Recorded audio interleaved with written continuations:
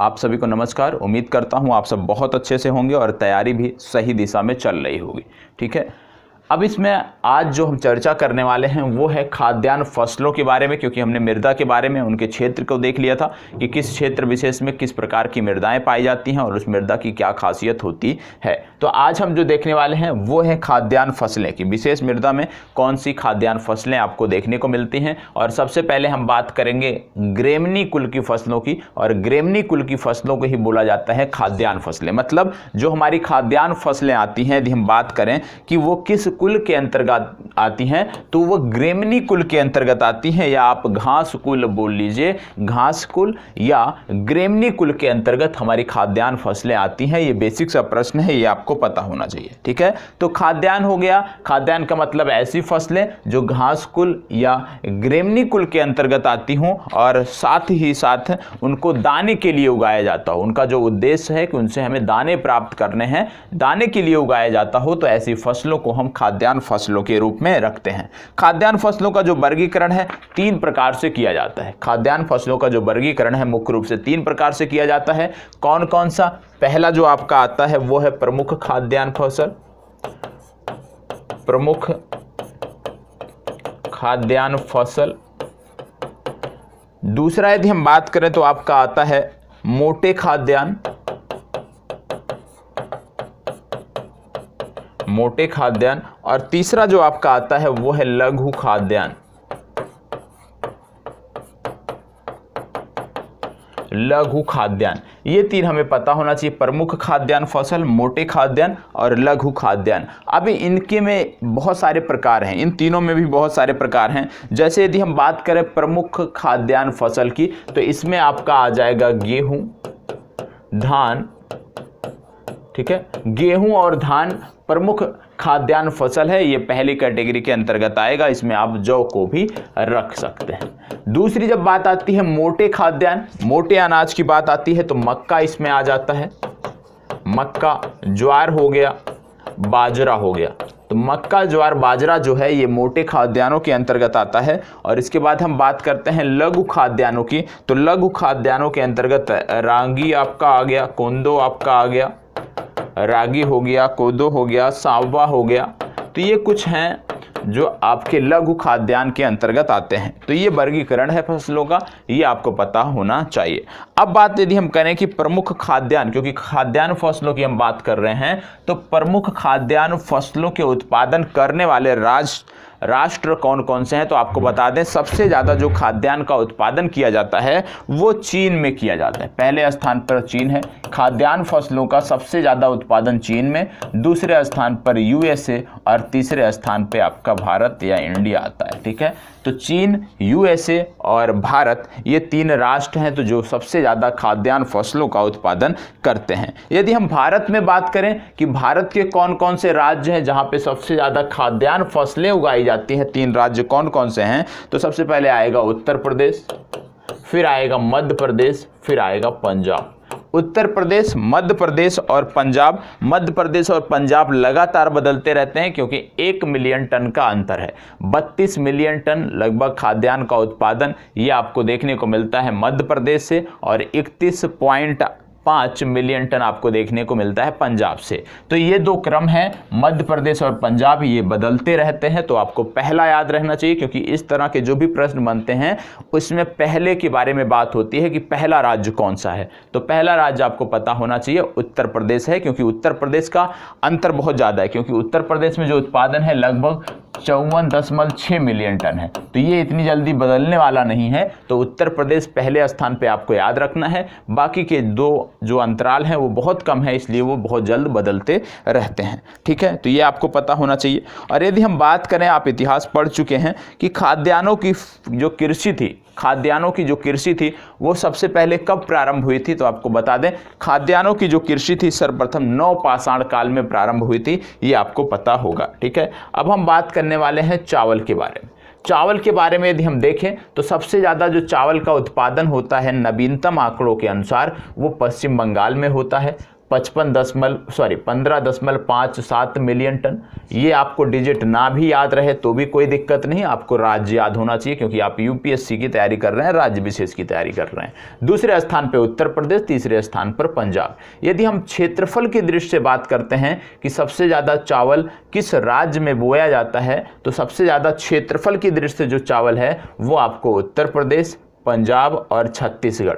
क्षेत्रफल की दृष्टि से सबसे ज़्यादा जो चावल की फसल है वो उत्तर प्रदेश, पंजाब और छत्तीसगढ़ में देखने को मिलती है, लेकिन जो चावल का सबसे ज़्यादा उत्पादन है वो आपको देखने को मिलता है पश्चिम बंगाल, उत्तर प्रदेश और पंजाब। इसका मतलब क्या है कि जो पश्चिम बंगाल है, पश्चिम बंगाल में कम क्षेत्रफल पर, मतलब यदि हम देखें तो प्रति हेक्टेयर जो उत्पादन है वो पश्चिम बंगाल में अन्य राज्यों की अपेक्षा ज़्यादा है, क्योंकि क्षेत्रफल में प्रथम 3 राज्यों में पश्चिम बंगाल नहीं आता है, लेकिन उत्पादन की दृष्टि से पश्चिम बंगाल पहले स्थान पर है। तो ये डेटा आपको पता होना चाहिए। अब चावल से संदर्भित कुछ चीज़ें और आपको पता होना चाहिए। जैसे मैंने अभी आपको प्रारंभ में बताया कि जो भी घास कुल या ग्रेमिनी कुल जिसको आप बोलते हैं, इसके अंतर्गत खाद्यान्न फसलें आती हैं। कहने का मतलब यदि हम बात कर रहे हैं चावल की, तो चावल भी एक खाद्यान्न फसल है और इसका जो कुल हो जाएगा वो हो जाएगा ग्रेमिनी कुल। तो जो भी खाद्यान्न फसल होगी उनका कुल रहेगा ग्रेमिनी। अब इसमें यदि हम बात करें तो इनका वानस्पतिक नाम क्या है चावल का, ये कई बार पूछा गया है।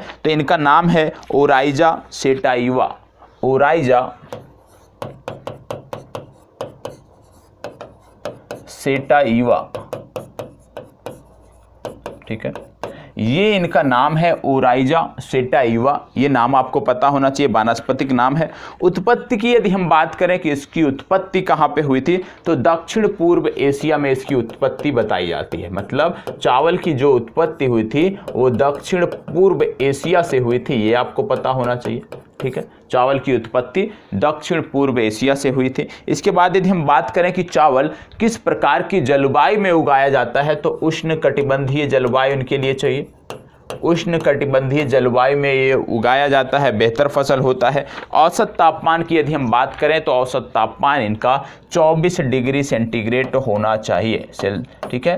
तो 24 डिग्री 24 डिग्री ये औसत तापमान है, ये आपको पता होना चाहिए। औसत वर्षा की बात करें तो वर्षा होना चाहिए लगभग 150 सेंटीमीटर, ठीक है। अब यदि आप देखें तापमान और वर्षा, तो निश्चित रूप से आपको समझ में आ गया होगा कि 150 सेंटीमीटर की वर्षा भारत के किन क्षेत्रों में देखने को मिलती है। औसत वर्षा यदि हम 150 सेंटीमीटर की बात करें तो सबसे पहले आपके तटीय क्षेत्र हो जाएंगे, पश्चिमी तटीय और पूर्वी तटीय। इसके बाद आप देखते हैं कि उत्तर भारत के जो राज्य हैं जो पहाड़ियों से घिरे हैं, या नॉर्थ ईस्ट के जो राज्य हैं जो पहाड़ियों से घिरे हैं, जहां पर वर्षा आपको 150 सेंटीमीटर से ज़्यादा देखने को मिलती है। तो इस आधार पर आप अनुमान लगा सकते हैं कि किस क्षेत्र में कौन सी फसल आपको देखने को मिलेगी। अब इसमें कुछ चीज़ और पता होना चाहिए, जैसे एक इसमें नाम आता है अजोला, अजोला और नील हरित शैवाल, नील हरित शैवाल। ये क्यों पता होना चाहिए? अजोला और नील हरित जो शैवाल हैं, इनका प्रयोग जो है जैव उर्वरक के रूप में धान की फसल के लिए किया जाता है। जैव उर्वरक के रूप में अजोला और नील हरित शैवाल का प्रयोग किया जाता है, ये आपको पता होना चाहिए। इसके बाद इसमें एक पूछा जाता है डेपोग मेथड, DAPOG। ये मेथड कहाँ से है? डेपोग मेथड। ये यदि बात करें कि किस देश से इसकी ओरिजिन हुई है, तो इसकी ओरिजिन, ये जो विधि है, ये जो विधि है धान उगाने की, ये जो विधि है जिसमें धान के जो पौधे होते हैं रोपण के लिए 12 से 14 दिन में तैयार हो जाते हैं, ये जो विधि है फिलीपींस और जापान से संदर्भित है। तो सिर्फ और सिर्फ राज्य का नाम आपको पता होना चाहिए। इसके अतिरिक्त आप जानते हैं कि जो धान की फसल है, प्रयास किया जाता है कि धान की जो फसल है उनकी जड़ों में पानी ना लगे, तो इसके लिए क्या किया जाता है? पंख भंजन किया जाता है। तो कभी यदि आपसे पूछा जाए कि धान की जो फसल है उसमें पंख भंजन क्यों किया जाता है, तो पंख भंजन किया जाता है कि धान की जो फसल है उनके जड़ों में पानी के रिसाव को कम करने के लिए पंख भंजन पद्धति या पंख भंजन विधि अपनाई जाती है, ये आपको पता होना चाहिए। अब जब हम बात करते हैं किसी भी फसल की, जैसे किसी भी खाद्यान्न फसल की, तो उसमें उनके कंटेंट क्या होते हैं ये भी हमें पता होना चाहिए। तो आपको बता दें, जब बात चावल की आती है तो प्रोटीन, यदि हम बात करें कि प्रोटीन कितना होता है चावल में, तो प्रोटीन 6 से 7% आपको देखने को मिलता है। ठीक है, इसके बाद यदि हम देखें तो सबसे ज़्यादा आपको कार्बोहाइड्रेट देखने को मिलता है। कार्बोहाइड्रेट का जो प्रतिशत है वो लगभग 76% है चावल में। ठीक है, इसके बाद यदि हम देखें वसा, तो वसा आपको देखने को मिलता है 2.5%। और यदि हम बात करें खनिज की, तो खनिज जो आपको देखने को मिलता है वो 1.1% देखने को मिलता है। तो ये कंटेंट भी पता होना चाहिए कि प्रोटीन, ज़्यादातर प्रोटीन ही पूछा जाता है कि चावल में प्रोटीन का जो अनुपात है वो कितना है, तो 6 से 7% जो अनुपात है वो प्रोटीन का चावल में पाया जाता है। कार्बोहाइड्रेट का 76% है, वसा का 2.5 और खनिज का 1.1%। इतनी जानकारी आपको होनी चाहिए। अब हम फसलों की बात कर रहे हैं, चावल की हमने बात किया, तो यहाँ पे कुछ प्रजातियां हैं जो लगातार चर्चा में रहती हैं, उन प्रजातियों के बारे में भी हमें जानकारी होनी चाहिए। तो चावल की कौन सी प्रजाति है जो लगातार चर्चा में है, इनके बारे में हम देख लेते हैं। सबसे पहले आप जानते हैं एक प्रजाति है पूसा, और पूसा के अंतर्गत जो विशेष है वो है पूसा 1460। ये क्यों चर्चा में थी पूसा 1460? ये चर्चा में इसलिए थी क्योंकि किसानों तक पहुंचने वाला पहला बायोटेक चावल जो था वो था पूसा 1460। ये आपको पता होना चाहिए। इसके साथ यदि हम देखें तो एक इनकी प्रजाति है जया।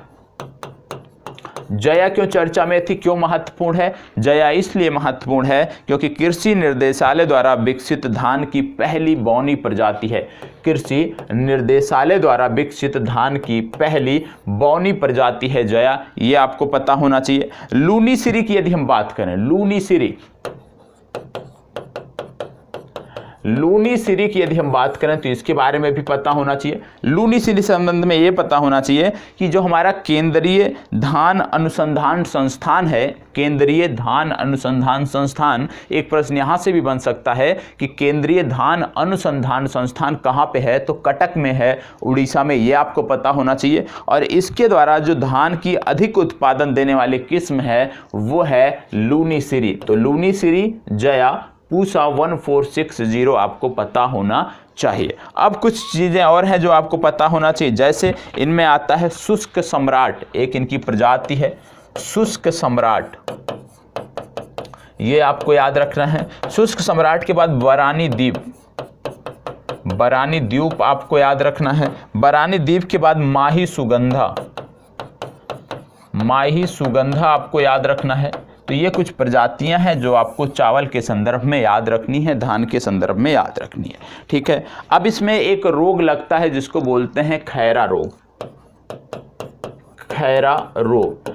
अब पूछा जाता है कि खैरा रोग जो है ये किस तत्व की कमी की वजह से होता है, तो आपको बता दें जब धान में जिंक की कमी होती है तो जिंक की कमी से खैरा रोग देखने को मिलता है। तो ये आपको पता होना चाहिए कि खैरा रोग जो है वो जिंक की कमी से होता है। इसके बाद बात आती है कि धान के किस प्रकार में विटामिन ए की मात्रा सबसे ज़्यादा होती है, तो धान की जो किस्म है उसका नाम है गोल्डन धान, गोल्डन धान। और गोल्डन धान में यदि हम देखें तो सबसे ज़्यादा मात्रा में विटामिन ए होता है, ये आपको पता होना चाहिए। तो विटामिन ए की सबसे ज़्यादा मात्रा जो देखने को मिलती है वो गोल्डन धान में देखने को मिलती है, ये जानकारी आपको होनी चाहिए। इसके बाद हम बात कर लेते हैं चावल से संबंधित कुछ अन्य तथ्यों की जो हमें प्रारंभिक परीक्षा की दृष्टि से पता होना चाहिए। और याद रखिएगा कि जो भी यहाँ पे कंटेंट बताया जा रहा है वो प्रारंभिक परीक्षा की दृष्टि से बताया जा रहा है। ठीक है, अब इसमें यदि हम देखें तो बात आती है कि जब चावल को हम धुलते हैं तो सामान्यतः किस प्रकार के विटामिन का ह्रास होता है या विटामिन नष्ट होते हैं, तो आपको बता दें विटामिन B1 होता है जो चावल के धुलने पर नष्ट होता है, ये आपको पता होना चाहिए। और जब हम बात करते हैं पालिश चावल की, तो पालिश चावल, जब ज़्यादातर चावल में पालिश होती है तो उससे क्या नुकसान होता है कि जो पालिश वाला चावल होता है वहाँ पे आपको देखने को मिलेगा कि पालिश ज़्यादा होने से एक तत्व की कमी होती है और ऊपरी परत से जो थाइमिन होता है, चावल में जो थायमिन होता है ये नष्ट हो जाता है। ये कहाँ पे मिलता है? ऊपरी परत में सबसे ज़्यादा होता है। तो चावल में जो थायमिन होता है अत्यधिक पालिश के कारण ये नष्ट हो जाता है, और थायमिन की कमी से आप जानते हैं कि एक रोग होता है जिसको बोलते हैं बेरी। ठीक है, तो जिन क्षेत्रों में पालिशदार चावल का प्रयोग ज़्यादा किया जाता है उन क्षेत्रों के लोगों में आप देखेंगे कि बेरी नामक रोग भी देखने को मिलता है। ये आपको पता होना चाहिए। ठीक है, इसके बाद यदि हम देखें तो कुछ चावल हैं जो लगातार चर्चा में पूछे गए हैं, चर्चा में रहे हैं, उनके बारे में हमें पता होना चाहिए। जैसे एक चावल है जिसको बोलते हैं बोका चावल। जो लोग हमारा करंट अफेयर्स देखते हैं उनको इनके बारे में पता होगा, क्योंकि जब भी GI टैग दिया गया है चावल की तो हमने चर्चा में रहे संपूर्ण चावलों की चर्चा किया है। तो जो बोका चावल है ये असम में पाया जाता है। ठीक है, इसके बाद दूसरा महत्वपूर्ण आपको है रेड राइस। रेड राइस भी असम से संबंधित है। ये चर्चा में इसलिए है क्योंकि अभी हाल ही में हमने USA को पहली बार रेड राइस निर्यात किया है। इसके बाद आता है बुद्ध चावल। ये भी चर्चा में है। बुद्ध चावल को बोलते हैं काला नमक चावल। और ये जो बुद्ध चावल या काला नमक चावल है पहली बार इसको हमने सिंगापुर को निर्यात किया है। और ये जो बुद्ध चावल या काला नमक चावल है आपको बता दें कि ये उत्तर प्रदेश का एक जिला है जिसको बोलते हैं सिद्धार्थनगर जिले से संदर्भित है। ये आपको पता होना चाहिए और किसी भी किताब में आपको देखने को नहीं मिलेगा। ठीक है, इसके बाद यदि हम देखें तो एक महत्वपूर्ण प्रजाति है सह्याद्री मेघ। ये आपको पता होना चाहिए चावल की। सह्याद्री मेघ के बाद यदि हम देखें तो पोक्कली चावल कई बार पूछा जाता है। पोक्कली चावल, और ये जो पोक्कली चावल की प्रजाति है विशेषकर केरल से संबंधित है, लेकिन आजकल केरल के अलावा ये पश्चिम बंगाल में भी उगाई जाती है। इसके बाद आपने पश्चिम बंगाल का जैसे ही हमने नाम लिया आपको याद आना चाहिए मुक्तोश्री जो चावल है ये आर्सेनिक रेजिस्टेंस चावल है, मतलब आर्सेनिक संदूषण से मुक्त चावल है मुक्तोश्री, और पश्चिम बंगाल सरकार द्वारा तैयार किया गया है, पश्चिम बंगाल के वैज्ञानिकों द्वारा तैयार किया गया है। तो ये भी आपको पता होना चाहिए। तो चावल के संबंध में यदि आपके पास इतने कंटेंट हैं तो निश्चित रूप से कोई समस्या आपको देखने को नहीं मिलेगी। डेटा जो प्रथम है राज्य, द्वितीय राज्य कौन से हैं ये बदलता रहता है, तो इसके लिए आपको भी थोड़ा सा प्रयास करना होगा। लेकिन जो इस बार की आप परीक्षा देने जा रहे हैं उसके लिए जो कंटेंट दिया जा रहा है वो पर्याप्त है। ठीक है, अब हम बात करेंगे दूसरा महत्वपूर्ण खाद्यान्न फसल गेहूं की। गेहूं के कुल क्षेत्रफल की यदि हम बात करें तो सबसे ज्यादा उत्तर प्रदेश में, दूसरे स्थान पे मध्य प्रदेश, तीसरे स्थान पे पंजाब देखने को मिलता है। उत्पादन की दृष्टि से यदि हम बात करें तो सबसे ज्यादा उत्पादन उत्तर प्रदेश में हुआ है, दूसरे स्थान पे है मध्य प्रदेश, तीसरे स्थान पर है पंजाब। पिछला जो आंकड़ा था, पिछले वर्ष का जो आर्थिक समीक्षा आई थी उसमें मध्य प्रदेश तीसरे स्थान पे था, पंजाब दूसरे स्थान पे था। लेकिन इस रिपोर्ट के अनुसार 2019-20 की जो समीक्षा आई है उस रिपोर्ट के अनुसार यदि हम देखें तो उत्तर प्रदेश पहले स्थान पर, मध्य प्रदेश दूसरे स्थान पर, पंजाब तीसरे स्थान पर है। ये आपको पता होना चाहिए। अब बात कर लेते हैं गेहूं से संबंधित कुछ महत्वपूर्ण प्रश्नों की, कुछ महत्वपूर्ण तथ्यों की। सबसे पहले जैसे हमने देखा कि चावल भी खाद्यान्न फसल है तो ग्रेमनी कुल की है, उसी प्रकार से गेहूं भी खाद्यान्न फसल है और ये ग्रेमनी कुल की फसल है। ये आपको पता होना चाहिए। ठीक है, इसकी यदि हम जलवायु की बात करें तो गेहूं के लिए भी उष्णकटिबंधीय जलवायु आवश्यक है।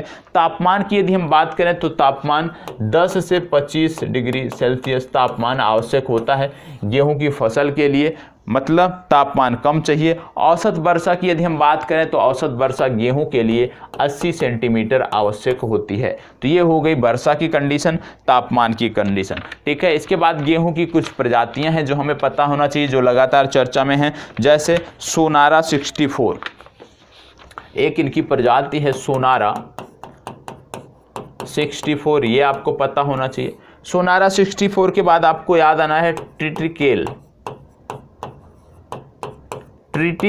और ये जो ट्रिटिकेल है ये क्या है? ये संकर फसल है। किस प्रकार की? गेहूं और राई का इसमें संकर है, गेहूं और राई का संकर है ट्रिटिकेल में, ये आपको पता होना चाहिए। इसके बाद मशहूर जो इनकी प्रजाति है वो आपकी आती है राज 3077। 3077 के बाद आती है मैक्रोनी गेहूं, आप जानते हैं मैक्रोनी गेहूं। और जो मैक्रोनी गेहूं है ये महत्वपूर्ण है, क्यों? क्योंकि इसी गेहूं से जो हम सूजी तैयार करते हैं वो मैक्रोनी गेहूं से ही तैयार की जाती है। इसके बाद यदि हम देखें, जैसे हमने देखा था कि चावल में एक विशेष प्रकार का रोग लगता है, उसी प्रकार के कुछ रोग हैं जो आपको गेहूं की फसलों में देखने को मिलते हैं। उनमें से कौन से हैं? सबसे पहले रस्ट, और रस्ट भी ये 3 प्रकार का होता है। कौन कौन से? येलो रस्ट, ब्लैक रस्ट और ब्राउन रस्ट। ठीक है, तो रस्ट रोग जो है विशेषकर गेहूं से संदर्भित है। ब्लैक, ब्राउन और येलो, ये 3 पता होना चाहिए, प्रमुख रोग है। इसके स्थान पे यदि हम दूसरा देखें तो एक और है करनाल बंट। करनाल बंट ये भी गेहूं की फसल का एक रोग है। तो रोगों के भी बारे में पता होना चाहिए, क्योंकि कुछ स्पेसिफिक रोग हैं अलग अलग फसलों के जिसके बारे में हमें जानकारी होनी चाहिए। इसके बाद यदि हम कंटेंट की बात करें तो यहाँ पर भी यदि हम प्रोटीन की बात करते हैं तो प्रोटीन आपको 8 से 15% देखने को मिलता है। प्रोटीन की बात यदि हम बात करें कार्बोहाइड्रेट्स की, तो कार्बोहाइड्रेट 60 से 70% देखने को मिलता है। इसके बाद वसा की यदि हम बात करें तो वसा आपको 1.5% देखने को मिलता है। और यदि हम खनिज की बात करें तो खनिज आपको 2% देखने को मिलता है। तो ये आपको पता होना चाहिए, प्रोटीन, कार्बोहाइड्रेट, वसा और खनिज किस क्षेत्र विशेष में कितना मिलता है, ये जानकारी आपको होनी चाहिए। और जब हम बात करते हैं गेहूं की तो आप जानते हैं कि गेहूं में कुछ विटामिन्स भी पाए जाते हैं, जैसे विटामिन B1 मिलता है, B2 मिलता है, B6 मिलता है और E मिलता है। तो विटामिन्स जो ये आपके पाए जाते हैं, चाहे B1 हो, चाहे B2 हो, चाहे B6 हो, चाहे विटामिन E हो, ये नष्ट हो जाते हैं। कब? क्योंकि ये जो है वसा में घुलनशील विटामिन है और ये नष्ट तब हो जाते हैं जब हम गेहूं की पिसाई कराते हैं। तो यदि बहुत बारीक पिसाई गेहूं की हुई है तो ना vitamin A, vitamin 1, vitamin 2, vitamin 6, vitamin E कोई भी उसमें आपको नहीं मिलेगा। इनका ह्रास हो जाता है जब हम उनकी बहुत बारीक पिसाई कराते हैं। तो इसीलिए गेहूं की कभी भी पिसाई कराना हो बहुत बारीक नहीं कराना है, मोटी पिसाई कराना है, जिससे जो आवश्यक आपके प्रोटीन्स हैं, विटामिन्स हैं, वो आपके बचे रहें। ठीक है, तो ये जानकारी आपको होनी चाहिए। अब इसमें कुछ अन्य प्रजातियां हैं जो आपको पता होना चाहिए, जैसे पूसा बेकर एक महत्वपूर्ण है जो पूछा जाता है। पूसा बेकर, पूसा बेकर के बाद यदि हम देखें HS 452 पूछा जाता है। ठीक है, HS 452 पूछा किरण हो गया, पूसा मालवी हो गया। तो ये कुछ प्रजातियां हैं जो इनकी पूछी जाती हैं, जो आपको पता होना चाहिए। ठीक है, तो गेहूं के संदर्भ में ये जानकारी आपके लिए पर्याप्त है। अब हम बात करते हैं मक्का की। मक्का के संदर्भ में हम देखते हैं कि मक्का के संदर्भ में किन चीज़ों को हमें देखना है। ठीक है, मक्का की बात होने वाली है। और आपको बता दें, जैसे ही बात मक्का की होती है, सबसे पहले इसमें आप जानते हैं कि जितने भी खाद्यान्न फसल हैं उनमें सबसे ज़्यादा जो स्टार्च की मात्रा होती है वो आपको मक्का में देखने को मिलती है। मक्का को अनाजों की रानी उपनाम से भी जाना जाता है, ये आपको पता होना चाहिए। इसमें यदि हम देखें मक्का कब उगाया जाता है तो रबी, खरीफ और जायद तीनों सीजन में, तीनों ऋतुओं में आपको देखने को मिलेगा कि मक्का की फसल आपको देखने को मिलती है। यह एक उभयलिंगी पौधा है, ये आपको पता होना चाहिए। और सबसे बड़ा यदि हम बात करें मक्का के आयातक राष्ट्र की तो है मैक्सिको। सबसे ज़्यादा निर्यातक राष्ट्र कौन सा है तो USA, ये आपको पता होना चाहिए। इनके कंटेंट की यदि हम बात करें तो यदि हम बात करें कार्बोहाइड्रेट्स की तो कार्बोहाइड्रेट 79% देखने को मिलता है। कार्बोहाइड्रेट्स के बाद यदि हम प्रोटीन की बात करें, प्रोटीन की बात करें तो प्रोटीन आपको 5% देखने को मिलता है। प्रोटीन के बाद यदि हम बात करें वसा की तो वसा आपको देखने को मिलता है 2%। और वसा के बाद यदि हम खनिज की बात करें तो राख की बात करें तो इसमें आपको देखने को मिलता है 2%। तो 3 याद रखिए, कार्बोहाइड्रेट, प्रोटीन और वसा। विशेषकर प्रोटीन याद रखिए कि प्रोटीन का प्रतिशत इसमें कितना है। इसके बाद यदि हम बोलें कि प्रोटीन की, जैसे मैंने बात किया, तो मक्के के प्रोटीन को एक नाम दिया जाता है जेन, ये आपको पता होना चाहिए। जेन जो है ये मक्के के प्रोटीन को कहते हैं, ये आपको पता होना चाहिए। इसके साथ साथ यदि हम देखें तो इनकी कुछ प्रमुख किस्में हैं, जैसे प्रताप, दक्कन, शंकर, ये कुछ प्रजातियां हैं जो आपको पता होना चाहिए। ठीक है, उत्पादन की दृष्टि से यदि हम बात करें तो कर्नाटक राज्य नवीनतम आंकड़ों के अनुसार कर्नाटक राज्य शीर्ष पर है। कर्नाटक के बाद आता है मध्य प्रदेश और मध्य प्रदेश के बाद आता है तेलंगाना। तो कर्नाटक, मध्य प्रदेश और तेलंगाना मक्के के संदर्भ में मक्के से संबंधित 3 प्रमुख राष्ट्र हैं। कर्नाटक में यदि हम बात करें उत्पादन की तो 3.91 3.91 मिलियन टन कर्नाटक, 3.96, इसके बाद 3.91 मिलियन टन ये हो गया एमपी, और इसके बाद 3 मिलियन टन ये आपका हो गया तेलंगाना। तो कर्नाटक और मध्य प्रदेश में ज़्यादा अंतर नहीं है, ये आंकड़े बदलते रहते हैं। तो अभी के लिए आपको याद रखना है कि पहले स्थान पे है कर्नाटक, दूसरे स्थान पर मध्य प्रदेश और तीसरे स्थान पर तेलंगाना, ठीक है। और फसलों के उत्पादन से संबंधित जो भी आंकड़े दिए जा रहे हैं, ये मिलियन टन की बात यहाँ पर हो रही है, ठीक है। चलिए अब आप बात कर लेते हैं अगली फसल जो है आपकी बाजरा। बाजरा के बारे में क्या जानना है, क्या समझना है। सबसे पहली बात, बाजरा एक ऐसी फसल है जो सबसे ज़्यादा सूखा सह सकती है, मतलब सबसे ज़्यादा सूखा का सहन करने वाली जो फसल है वो आपकी है बाजरा। दूसरा क्या बाजरा के संदर्भ में याद रखना है कि सबसे ज़्यादा खाद्यान्न फसल, वह खाद्यान्न फसल जिसमें सबसे ज़्यादा खनिज लवण की मात्रा होती है, तो वह है आपकी बाजरा। इसके साथ साथ तीसरा प्रमुख खाद्यान्न भारत का बाजरा आपका है, ये आपको पता होना चाहिए, ठीक है।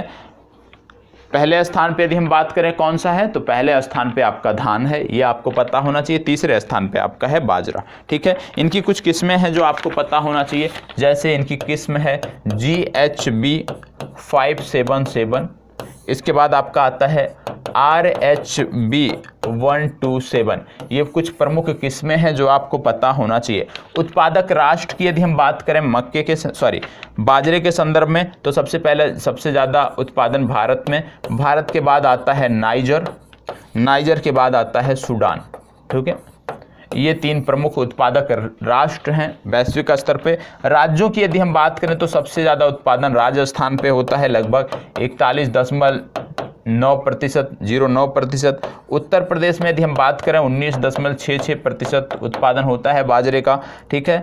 इसके बाद यदि हम देखें गुजरात, तो गुजरात में लगभग 10.05% उत्पादन होता है। और इसके बाद यदि हम बात करें मध्य प्रदेश की, तो 8.27% उत्पादन होता है, ये आपको पता होना चाहिए। मतलब इस संदर्भ में, बाजरा के संदर्भ में सबसे प्रमुख जो आपका राज्य है वो है राजस्थान, ये जानकारी आपको होनी चाहिए, ठीक है। चलिए अब बात करते हैं आगे और देखेंगे दलहनी फसलों के बारे में। दलहनी फसलों में क्या आपको देखना है, दलहनी फसलों में विशेषकर अरहर से संबंधित जानकारी आपको होनी चाहिए। तो दलहनी फसलों की बात अब करने वाले हैं। बार बार कह रहा हूँ, ये प्रारंभिक परीक्षा की दृष्टि से है, तो जितने डेटा दिए जा रहे हैं जो फैक्चुअल हैं वही बताया जा रहा है, मुख्य परीक्षा की दृष्टि से नहीं है, ठीक है। अब बात कर लेते हैं दलहनी फसलों की। जैसे अभी तक हमने देखा कि जो भी हमारी खाद्यान्न फसलें थी वो ग्रेमनी कुल की फसलें थी, तो दलहनी फसलों की यदि हम बात करें ये किस कुल की हैं, तो ये हैं लेग्यूम, ठीक है। लेग्यूम कुल की फसलें हैं जिनको हम बोलते हैं दलहनी फसलें, ये आपको पता होना चाहिए। इसमें भी यदि हम देखें तो रबी, खरीफ, जायद तीनों ऋतुओं में दलहनी फसलों का उत्पादन किया जाता है। कुछ ऐसी इसमें दलहनी फसलें हैं जो 2 से अधिक ऋतु, 1 से अधिक ऋतुओं में उगाई जाती हैं। जैसे यदि हम बात करें रबी की, तो रबी के संदर्भ में प्रमुख दलहन जो फसल है वो आपको देखने को मिलेगी चना, मटर और मंसूर, ये आपको देखने को मिलेगी। दूसरा यदि हम बात करें खरीफ, तो खरीफ के संबंध में आप देखेंगे अरहर, उर्द और मूंग। इसी तरह यदि हम जायद की बात करें तो जायद के संबंध में मूंग, उड़द और सोयाबीन, ठीक है, ये आप देखेंगे। चलिए अब बात कर लेते हैं आगे। दलहनी फसलों की बात हो गई कि तीनों ऋतुओं में उगाई जाती हैं। यदि हम भारत की बात करें कि भारत में सबसे ज़्यादा किस दलहनी फसल का उत्पादन होता है, तो भारत में सबसे ज़्यादा जो दलहनी फसल है वो है अरहर, दूसरे स्थान पे है उड़द और तीसरे स्थान पर है मूंग, ये आपको पता होना चाहिए, ठीक है। यदि हम बात करें कि सोयाबीन प्रमुख फसल के रूप में है इसमें, तो सोयाबीन की उत्पत्ति कहाँ से हुई है वो कई बार पूछा जाता है। तो जो सोयाबीन है, सोयाबीन की जो उत्पत्ति है वो बताया जाता है चीन, जो चना की है वो बताया जाता है दक्षिण पूर्वी यूरोप, और जो मटर है उसकी उत्पत्ति बताया जाता है भूमध्य सागरीय प्रदेश। तो ये भी आपको पता होना चाहिए। दलहन उत्पादक राष्ट्रों की यदि हम बात करें तो सबसे ज़्यादा जो दलहन का उत्पादन होता है वो भारत में होता है। दूसरा स्थान पर पोलैंड है, तीसरे स्थान पर यूनाइटेड किंगडम, ये आपको पता होना चाहिए। राज्यों के संदर्भ में यदि हम देखें कि दलहनों का उत्पादन कहाँ पर सबसे ज़्यादा होता है, तो सबसे ज़्यादा होता है एमपी में 7.18 मिलियन टन, ठीक है। इसके बाद यदि हम देखें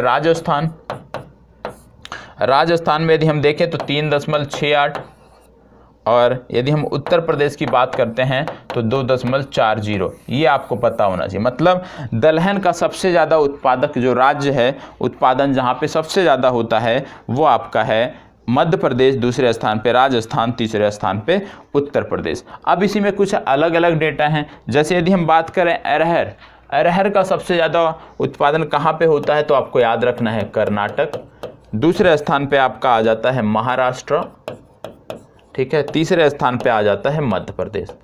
ये आपका हो गया अरहर के संबंध में। यदि हम मसूर की बात करें तो सबसे पहले मध्य प्रदेश, दूसरे स्थान पे उत्तर प्रदेश, तीसरे स्थान पर पश्चिम बंगाल, ये आपका हो गया मसूर के संदर्भ में। यदि हम बात करें सोयाबीन के संदर्भ में, तो सोयाबीन के संदर्भ में सबसे पहले मध्य प्रदेश, फिर इसके बाद महाराष्ट्र, फिर इसके बाद राजस्थान। तो ये पता होना चाहिए, अरहर हो गया, मसूर हो गया, सोयाबीन हो गया, ये जानकारी आपको होनी चाहिए। और आपको बता दें, क्योंकि आपने देखा रबी, खरीफ और जायद तीनों ऋतुओं में जो है दलहनी फसलों का उत्पादन किया जाता है। तो यदि कभी आपसे पूछा जाए कि किस ऋतु में, रबी, खरीफ, जायद में से किस ऋतु में सबसे ज़्यादा दलहनी फसलों का उत्पादन होता है, तो आपको याद रखना है कि देश में रबी जो ऋतु है यहाँ पे 63.2%, जो हमारे कुल दलहन का उत्पादन है उसका 63.2% रबी के सीजन में होता है। और यदि हम बात करें खरीफ की सीजन में तो 36.7%, ये आपके खरीफ के सीजन में होता है, ये आपको पता होना चाहिए, ठीक है। इसके बाद यदि हम बात करें किस्मों की, प्रमुख किस्मों की, क्योंकि दलहन में बहुत सारी फसलें आती हैं, जैसे अरहर हो गया, मसूर हो गया, मटर हो गया, सोयाबीन हो गया, तो इनकी कुछ अलग अलग किस्में हैं जो आपको पता होना चाहिए। सबसे पहले यदि हम बात करें अरहर की, कि अरहर की कौन कौन सी किस्में हैं, तो अरहर में जो प्रमुख किस्में आती हैं वो आ जाती हैं अमर, बहार, मालवीय विकास, पारस, ये कुछ किस्में हैं जो अरहर की किस्में हैं। फिर से बता दे रहा हूँ, बहार, अमर, मालवीय विकास, पारस, ये कुछ अरहर की किस्में हैं। इसमें अभी कुछ और नई किस्में आ जाती हैं, MA6, GAUT 601, ये कुछ किस्में हैं जो आपको पता होना चाहिए। MA06 महत्वपूर्ण है, नवीनतम है, ये आपको पता होना चाहिए। इसके बाद यदि हम चना की बात करें कि चना की कौन कौन सी आपको देखने को मिलती हैं, तो चना में सबसे पहले आप देखोगे पूसा 226, ये प्रथम चने की फसल है। दूसरा आप देखोगे K850, ये भी चने की प्रथम प्रमुख फसल है। और यदि हम देखें राधे और विशाल, ये भी चने की फसल किस्म है, ये आपको पता होना चाहिए। पूसा, K850, राधे और विशाल, ये चने की किस्म है, ये आपको पता होना चाहिए। यदि हम मटर की बात करते हैं, मटर में दो प्रमुख नाम आते हैं। मटर की यदि हम बात करें, दो प्रमुख नाम आते हैं, पहला है रचना, दूसरा है अपर्णा। तो रचना और अपर्णा ये चने की किस्म है, ये आपको पता होना चाहिए। सोयाबीन के संदर्भ में यदि हम बात करें तो सबसे पहले आता है पूसा 9814, दूसरा आपका आता है पूसा 9712, ठीक है। मंसूर की यदि हम बात करें, मंसूर की किस्म कौन सी है, तो इसमें आएगा मलिका, इसके बाद आएगा प्रिया, इसके बाद आएगा पूसा वैभव, ठीक है। ये कुछ किस्म हैं जो आपको पता होना चाहिए, ठीक है। अब इसमें यदि हम देखें प्रोटीन की मात्रा, क्योंकि हम समझते हैं, पढ़ते हैं कि दालों में जो है प्रोटीन मिलता है, तो दालों में प्रोटीन मिलता है, तो दालें की कई सारी किस्में हमने देख लिया, तो प्रोटीन का भी अनुपात सब में अलग होगा। तो यदि इसमें हम देखें तो सबसे ज़्यादा जो प्रोटीन यदि हम देखें तो सोयाबीन जो होता है, इसमें आपको 45% प्रोटीन देखने को मिलेगा। इसके बाद आपका आता है उर्द, उर्द में 24% देखने को मिलेगा। और मूंग की यदि हम बात करें तो यहाँ पे 25% प्रोटीन देखने को मिलेगा। अरहर की यदि हम बात करें तो 20 से 21% प्रोटीन देखने को मिलता है। तो अरहर में सिर्फ 20 से 21% प्रोटीन, मूंग में 25, उड़द में 24% और सोयाबीन में 45% प्रोटीन का कंटेंट पाया जाता है। ये आपको पता होना चाहिए, ठीक है। तो प्रारंभिक परीक्षा के लिए जितनी जानकारी दी जा रही है इतनी पर्याप्त है। अब आगे हम बात कर लेते हैं तिलहन की। तिलहन की बात कर लेते हैं। दलहन के बाद यदि हम बात करें तिलहन की, तो आप जानते हैं कि देश के कृषि भूमि के लगभग 15% क्षेत्रफल पर तिलहन की खेती की जाती है, ठीक है। देश के कृषि योग्य भूमि के 15% क्षेत्रफल पर तिलहन की खेती की जाती है, ये आपको पता होना चाहिए। अलसी हो गया, कुसुम हो गया, राम तिल हो गया, अरंडी हो गया, इनके उत्पादन में भारत का वैश्विक स्तर पर प्रथम स्थान है। तिल का सबसे ज़्यादा उत्पादन किस राज्य में होता है यदि हम इसकी बात करें तो सबसे ज़्यादा राष्ट्र की यदि हम बात करें तो सबसे ज़्यादा जो इसका उत्पादन होता है वो है सूडान, सूडान के बाद म्यांमार और भारत। तो तिल का सबसे ज़्यादा, तिल की बात हो रही है, तिल का सबसे ज़्यादा जो उत्पादन है वो सूडान, म्यांमार और भारत में किया जाता है। 2020 के आंकड़ों के अनुसार ये है। और एक जानकारी और आपको होनी चाहिए कि यदि हम बात करें तिलहन का सबसे ज़्यादा उत्पादन, अभी हमने तिल की बात किया था, अब हम कह रहे हैं तिलहन का सबसे ज़्यादा उत्पादन कहाँ पे होता है। तो तिलहन का जो सबसे ज़्यादा उत्पादन है वो यूएसए में होता है, यूएसए के बाद ब्राज़ील में होता है, ब्राज़ील के बाद चीन में होता है और चीन के बाद भारत में होता है। ये आपको पता होना चाहिए। यूएसए, ब्राज़ील, चीन और भारत 4 राष्ट्र हैं जहाँ पर सबसे ज़्यादा उत्पादन आपको तिलहन का देखने को मिलता है। राज्यों की यदि हम बात करें तो राज्यों में यदि हम ओवरऑल देखें कौन सा राज्य है तो तिलहन का सबसे ज़्यादा जो उत्पादन करता है वो है मध्य प्रदेश, दूसरे स्थान पे राजस्थान, तीसरे स्थान पे महाराष्ट्र। ये आपको पता होना चाहिए। यदि हम बात करें नारियल की, क्योंकि नारियल से भी तेल निकाला जाता है, तो नारियल की यदि हम बात करें कि नारियल का सबसे ज़्यादा उत्पादन कहाँ पे होता है तो आपको याद रखना है केरल, कर्नाटक, तमिलनाडु। यदि हम बात करें मूंगफली, मूंगफली से भी तेल निकाला जाता है तो सबसे ज़्यादा गुजरात, दूसरे स्थान पर राजस्थान, तीसरे स्थान पर तमिलनाडु। यदि हम बात करें सूर्यमुखी, सूर्यमुखी तो सूर्यमुखी में सबसे ज़्यादा कर्नाटक, ओडिशा, इसके बाद आपका आता है हरियाणा, ठीक है। ये आपको पता होना चाहिए कि किस में, किस राज्य विशेष में किस प्रकार के तिलहन का उत्पादन किया जाता है, ये आपको पता होना चाहिए। अब यदि हम बात करें सूर्यमुखी की तो आपको बता दें कि जो सूर्यमुखी का तेल है इसमें 64% लाइकोलिक अम्ल पाया जाता है। और ये जो अम्ल होता है ये क्यों महत्वपूर्ण है, ये इसलिए महत्वपूर्ण है क्योंकि जो हमारी मानव धमनियाँ होती हैं उनमें जो कोलेस्ट्रॉल जमा हुआ होता है उनको निकालने में मदद करता है। तो उनके निकालने में हम जो सूर्यमुखी का टेबलेट आता है, सूर्यमुखी ऑयल का जो कैप्सूल आता है उसका हम यूज करते हैं, जिससे कि मानव धमनी में जो कोलेस्ट्रॉल की मात्रा बढ़ गई है उसको साफ कर सके, ठीक है। अब इसमें यदि हम देखें तो इनकी कुछ प्रजातियां हैं जो आपको पता होना चाहिए। कौन कौन सी प्रजातियां हैं? LET14, LET3, ALM 933, पीताम्बरी और बरुणा, ये कुछ प्रजातियां हैं तिलहन की जो हमें पता होना चाहिए, ठीक है। चलिए आगे बढ़ते हैं और अगला जो आपका आता है फसल, वो अब हम बात करने वाले हैं कपास के बारे में। व्यापारिक फसलों की हम चर्चा करेंगे और व्यापारिक फसलों में सबसे पहले हम देखने वाले हैं कपास के बारे में।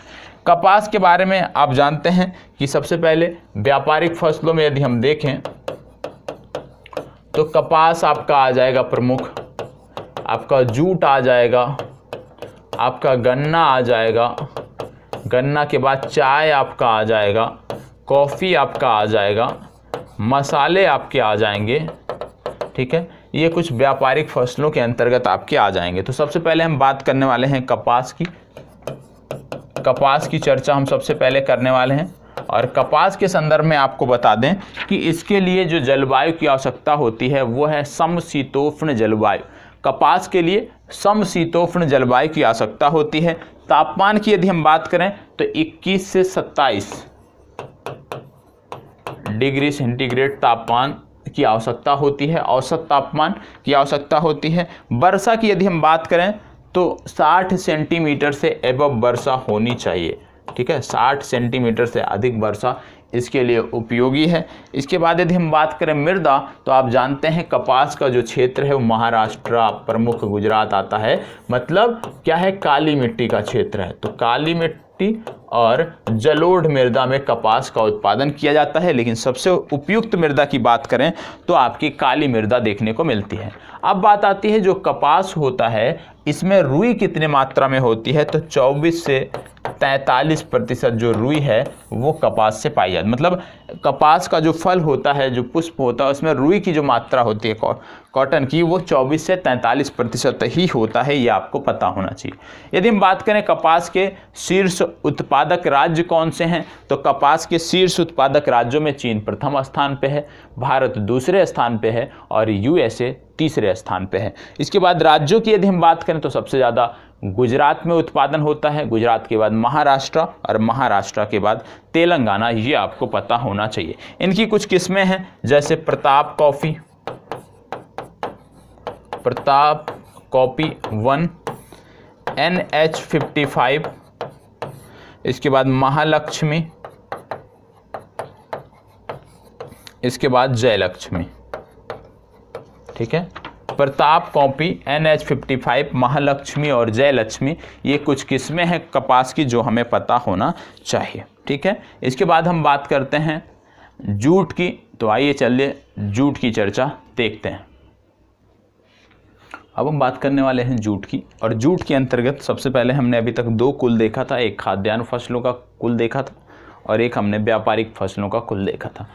अब तीसरा हम देखने वाले हैं जूट का, क्योंकि जूट भी एक व्यापारिक फसल है लेकिन इसका कुल कुछ अलग है। इसका कुल जो है वो है टिलिएसी कुल आपको याद रखना है, ग्रेमनी कुल आपको याद रखना है, जो आपकी परीक्षाओं के लिए महत्वपूर्ण है।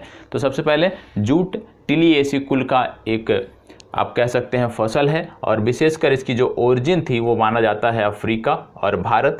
और एक चीज़ और आपको याद रखना है कि केंद्रीय जूट अनुसंधान संस्थान जो है बैरकपुर है, जिसके द्वारा लगातार जूट के संदर्भ में शोध किए जा रहे हैं, और भारत जूट के उत्पादन में वैश्विक स्तर पर अग्रणी बना हुआ है। सबसे ज़्यादा जो जूट का उत्पादन होता है वो भारत में होता है, दूसरे स्थान पर बांग्लादेश है, तीसरे स्थान पर आपका चीन आता है। राज्य के संदर्भ में यदि हम बात करें तो सबसे ज़्यादा उत्पादन पश्चिम बंगाल में, इसके बाद बिहार में, इसके बाद असम में। तो यहाँ पे पश्चिम बंगाल याद रखिएगा, और राष्ट्रों की बात करें तो भारत आपको याद रखना है। किस प्रकार की जलवायु इसके लिए चाहिए, इसके लिए जो जलवायु चाहिए वो उष्णार्द्र जलवायु चाहिए। तापमान की यदि हम बात करें तो 25.38% औसत तापमान होना चाहिए। औसत वर्षा की यदि हम बात करें तो 200 से 250 सेंटीमीटर की औसत वर्षा चाहिए, और ये वर्षा कहाँ हो सकती है, या तो तटीय क्षेत्रों में जहाँ पे बहुत ज़्यादा पहाड़ियाँ हों, ठीक है। तो यदि आप पश्चिम बंगाल की बात करते हैं या बांग्लादेश की बात करते हैं, क्योंकि बांग्लादेश जो है एक प्रकार से देखिए वहाँ पे पहाड़ियाँ नहीं हैं, जिसके कारण वर्षा बांग्लादेश के लगभग आप कह लीजिए 90% जो क्षेत्र हैं बांग्लादेश के वो वर्षा से मुक्त रहते हैं, वर्षा नहीं होती है। लेकिन बाढ़ सबसे ज़्यादा बांग्लादेश में आती है। क्यों? क्योंकि जो भारत के पूर्वोत्तर के राज्य हैं उनमें जो नदियां हैं, जो पर्वतीय नदियां हैं, वो वर्षा के ऋतु में असीमित मात्रा में जल लेकर आती हैं, और उसी के कारण बांग्लादेश में बाढ़ देखने को मिलती है। तभी कभी प्रश्न पूछा जाता है कि बांग्लादेश विश्व का एकमात्र ऐसा राष्ट्र है जहाँ पे वर्षा तो नहीं होती है लेकिन बाढ़ सबसे ज़्यादा आती है, क्यों? तो ये मुख्य परीक्षा का प्रश्न है, ये आप विचार करिएगा, क्योंकि यहाँ पे कोई पहाड़ियाँ नहीं है, हवाओं के लिए कोई अवरोधक नहीं है, इसलिए वर्षा नहीं होती है। तो जो जूट का उत्पादन है कैसे हो रहा है, क्योंकि इसके लिए तो वर्षा बोल रहा है कि 200 से 250 सेंटीमीटर चाहिए। तो इसके लिए वर्षा जो 200 से 250 सेंटीमीटर चाहिए वो किन क्षेत्रों में होती है? बांग्लादेश के जो क्षेत्र भारत से लगे हुए हैं, भारत के पूर्वोत्तर राज्यों से लगे हुए हैं, वहाँ पे वर्षा हो जाती है। क्योंकि जैसे आप देखें मेघालय, गारो, खासी, जयंतिया, बहुत सारी पहाड़ियाँ देखने को मिलती हैं। असम की यदि हम बात करते हैं, जो बांग्लादेश से लगता है इलाका, तो वहाँ पे बहुत सारी पहाड़ियाँ हैं जिसके कारण वहाँ से वर्षा होती है। तो जो भारत से लगे हुए जो क्षेत्र हैं बांग्लादेश के, उन्हीं क्षेत्रों में आपको जूट का उत्पादन बांग्लादेश में देखने को मिलता है। मृदा कौन सी चाहिए? जलोढ़ मृदा चाहिए। और यदि हम बात करें कि जूट का जो फल होता है उससे रेशा कितना मिलता है, तो 45 से 75% रेशा उससे प्राप्त किया जाता है। इसके बाद हम अगला देखेंगे गन्ना उत्पादन। गन्ने की बात आती है तो सबसे पहले आपको जब मिलों के संदर्भ में आपको याद होना चाहिए तो महाराष्ट्र याद आना चाहिए कि महाराष्ट्र में गन्ना से संदर्भित मिलें सबसे ज़्यादा हैं। यदि हम बात करें कि गन्ना के उत्पादन में प्रथम स्थान पर कौन सा राज्य है, तो प्रथम स्थान पर आपका आता है उत्तर प्रदेश, दूसरे स्थान पर आता है महाराष्ट्र, तीसरे स्थान पर आपका आता है कर्नाटक। अब गन्ना के संदर्भ में कुछ चीज़ें आपको पता होना चाहिए, जैसे इसका कुल क्या है, तो इसका भी जो कुल है वो है ग्रेमनी। तो गन्ना ग्रेमनी कुल की एक फसल है, ये आपको पता होना चाहिए। उष्णकटिबंधीय जलवायु इसके लिए बेहतर होती है। तापमान 21 से 27 डिग्री सेंटीग्रेड तक बेहतर होता है। वर्षा 100 से 180 सेंटीमीटर आवश्यक होती है। यदि हम बात करें कि जो गन्ने की फसल होती है उसमें रस कितना प्राप्त होता है, तो 60 से 70% रस एक गन्ने से, मतलब गन्ने का जो फसल है वो एक गन्ने से 60 से 70% तक रस प्राप्त होता है। यदि हम बात करें जो रस प्राप्त होता है इससे कितना गुड़ बन सकता है, तो इससे 12 से 15% गुड़ जो रस प्राप्त होता है उससे बनता है। यदि हम बात करें कि चीनी का अनुपात क्या होता है, तो 10 से 12% चीनी का अनुपात होता है, ये आपको पता होना चाहिए। ठीक है, तो रस का अनुपात क्या होता है, गुड़ का अनुपात क्या होता है, चीनी का अनुपात क्या है, ये आपको पता होना चाहिए। विशेषकर गन्ना के संदर्भ में आपको पता होना चाहिए इसमें एक विशेष प्रकार का रोग होता है जिसको बोलते हैं रेड रॉट। तो रेड रॉट नामक जो रोग है ये गन्ना से संदर्भित है। इनकी कुछ महत्वपूर्ण किस्में हैं, जैसे CO1148, CO740, CO1158, COS 510, ये कुछ इनकी महत्वपूर्ण किस्में हैं जो आपको पता होनी चाहिए। आगे बात करते हैं चाय उत्पादन से संदर्भित। चाय उत्पादन की यदि हम बात करें तो चाय की जो ओरिजिन है वो चाइना से हुई है। ठीक है, चीन से चाय की ओरिजिन हुई है। और आप देखें कि वैश्विक स्तर पर चाय के उत्पादन में चीन प्रथम स्थान पे, भारत दूसरे स्थान पे है। यदि हम भारत की बात करें कि भारत के किन राज्यों से चाय का उत्पादन सबसे ज़्यादा होता है, तो सबसे ज़्यादा जो चाय का उत्पादन है वो असम से होता है, दूसरा पश्चिम बंगाल, तीसरा तमिलनाडु। अब यहाँ पे एक प्रश्न आपसे बन सकता है कि जब हम चाय के संदर्भ में देखते हैं तो हम हमेशा देखते हैं कि ये पहाड़ी ढलानों पर ही चाय की खेती क्यों होती है, पहाड़ी ढलानों पर ही चाय की खेती क्यों होती है, समतल मैदानों में चाय की खेती क्यों नहीं होती। इसके संदर्भ में आपको पता होना चाहिए क्योंकि चाय का जो पौधा है एक ऐसा पौधा है जिसके जो जड़ है उसमें जल इकट्ठा नहीं होना चाहिए, और जड़ में जल कहाँ नहीं इकट्ठा होगा, ढलानों पर नहीं इकट्ठा होगा। इसी के कारण जो चाय की खेती होती है वो ढलानों पर की जाती है, ये आपको पता होना चाहिए। जलवायु यदि बात करें, उष्णार्द्र जलवायु है, 21 से 27 डिग्री सेंटीग्रेड ताप होना चाहिए, 125 से 150 सेंटीमीटर की वर्षा होना चाहिए, लैटराइट मृदा होना चाहिए, और एक वर्ष में एक फसल के दौरान आप 3 बार इनकी पत्तियों को चुन सकते हैं, ये भी आपको पता होना चाहिए। और ये अवश्य याद रखिएगा कि सिर्फ पहाड़ी ढलानों पर ही इनकी खेती होती है। क्यों होती है, कारण मैंने आपको बता दिया। इसके बाद बात आती है कहवा की। कहवा के बारे में आपको बता दें कि भारत में जो कहवा का उत्पादन होता है विशेषकर कर्नाटक राज्य से होता है। कर्नाटक सबसे ज़्यादा कहवा का उत्पादन करता है भारत में, दूसरे स्थान पे केरल है, तीसरे स्थान पे तमिलनाडु है। अब कहवा में भी, कॉफ़ी में भी 2 प्रकार की कॉफ़ी पाई जाती है भारत में, एक है अरेबिका, दूसरा है रोबस्टा। लेकिन जो सबसे बेहतर कॉफ़ी जिसको बोला जाता है, उत्तम किस्म की जो कॉफ़ी होती है वो होती है अरेबिका कॉफ़ी, लेकिन इसका उत्पादन भारत में कम किया जाता है। क्यों? क्योंकि इसमें बहुत सारे रोग लगते हैं जिसके कारण इसका उत्पादन भारत में कम किया जाता है। लेकिन सबसे उत्तम किस्म की जो कॉफ़ी है वो अरेबिका, जैसे कुर्ग अरेबिका कॉफ़ी, बाबा बूदनगिरी अरेबिका कॉफ़ी। ठीक है, तो रोबस्टा कॉफ़ी की यदि हम बात करें तो रोबस्टा कॉफ़ी जो है अरेबिका के बाद दूसरे क्वालिटी का आप बोल लीजिए, रोबस्टा कॉफ़ी है दूसरे नंबर का।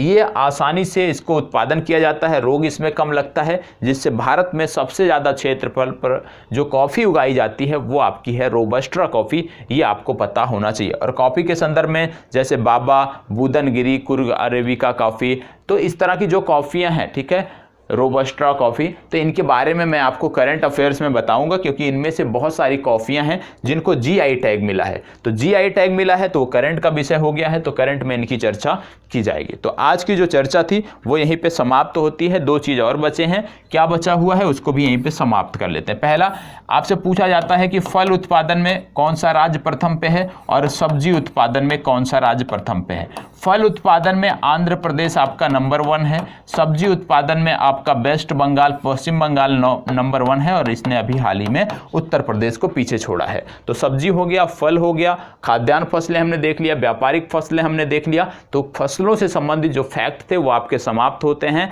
अब आपका मेरे अनुसार कोई भी टॉपिक शेष नहीं है जो प्रारंभिक परीक्षा में पूछा जाता हो, प्रारंभिक परीक्षा के लिए महत्वपूर्ण हो। तो यदि आपको लगता है कि कोई टॉपिक अभी आपका और बचा हुआ तो निश्चित रूप से बताइएगा, लेकिन याद रखिएगा प्रारंभिक परीक्षा की दृष्टि से यहां से बात हो रही है, मुख्य परीक्षा की दृष्टि से हम बात नहीं कर रहे हैं। तो यहीं पे अपनी चर्चा को विराम देते हैं। धन्यवाद।